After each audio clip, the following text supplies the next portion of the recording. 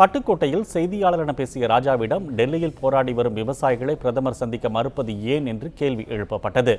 இதற்கு கடந்த காலங்களில் விவசாயிகள் ஏன் டெல்லியில் சென்று சோனியா காந்திக்கு எதிராக போராடவில்லை என்று ராஜா காட்டமாக வாக்குவாதத்தில் ஈடுபட்டார். ராஜ்நாத் சிங் கூப்பிட்டு பேசிட்டார். நான் போய் பார்த்துருக்காங்க. ஆமாம், இல்லை ராஜ்நாத் சிங் அங்கே வரணுங்கிறீங்களா? வரக்கூடாது சார். சார் இங்கே பாருங்கள், இந்த நாடு முழுக்க நிர்வாகம் பண்ணி கொண்டு இருக்காங்க. நாடு முழுக்க நிர்வாகம் பண்ணுறது நடிகையும் சாதாரணமாக பார்க்க முடியுது சார். நீங்கள் பாருங்கள், அங்கே போய் தான் நடிகை வீட்டுக்கு யாரும் போல அவங்க போய் பார்க்குற ரைட் இங்கே பார்த்தாங்க. See, don't try to belittle the Indian Prime Minister. நீங்க வேணும்னே தமிழ்நாட்டு ஊடகங்கள் பிரதமரை கொச்சப்படுத்துறதுக்காக நிகழ்ச்சிகள் நடத்துறீங்க. அது வருத்தம் இருக்கு எனக்கு. ஒரு நாட்டினுடைய பிரதமர் ஒரு இட்டாலியன் சோனியாவுக்கு எதிராக இந்த மாதிரி போராட்டம் நடத்துறதுக்கோ இந்த மாதிரி டாக் ஷோ நடத்துறதுக்கோ எந்த ஊடகத்துக்கு தைரியம் வந்தது? என்னைக்காவது பண்ணியிருக்கீங்களா 10 வருஷத்தில்? அந்நிய பெண் வெள்ளத்தோலை கண்டா பயப்படுது சார் நம்ம மீடியா, நம்ம மக்கள் பயப்படுறாங்க. எந்த விவசாயி அன்னைக்கு போய் உட்காந்தாங்க இந்த 10 வருஷத்தில்? ஏன்னா இட்டாலிக்காரி வெள்ளக்காரி இல்லை, பயப்படும்ல. இது இந்தியன், யார் வேணா இடது காலால இது பண்ணுவாங்க.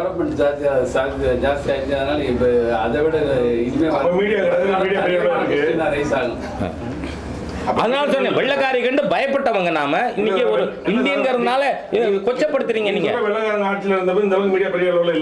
இல்லங்க, இந்த வெள்ளக்காரி சோனியா காந்தி இருந்தா சொல்றேன் இந்த 2.5 வருஷத்துக்குள்ளயா? இல்ல we feared Sonia, we don't respect Modi ji in Tamil Nadu only. வேற எங்க நடக்கல போராட்டம். தொடர்ந்து தமிழகத்திற்கு மிக குறைவான வறட்சி நிவாரணம் கொடுக்கப்பட்டது குறித்து செய்தியாளர்கள் ராஜாவிடம் கேள்வி எழுப்பினர். இதனால் ஆத்திரமடைந்த ராஜா செய்தியாளரை நோக்கி தேச துரோகி என்று ஆவேசமாக பேசினார். இதே கர்நாடகாவுக்கு 1300 கோடி தான்.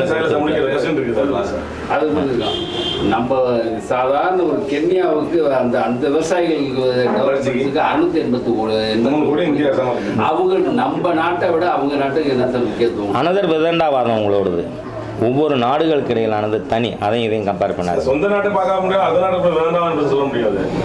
எங்க இந்த சொந்த நாட்டை பார்க்கறாங்க 30% மருந்து கொடுக்கறது.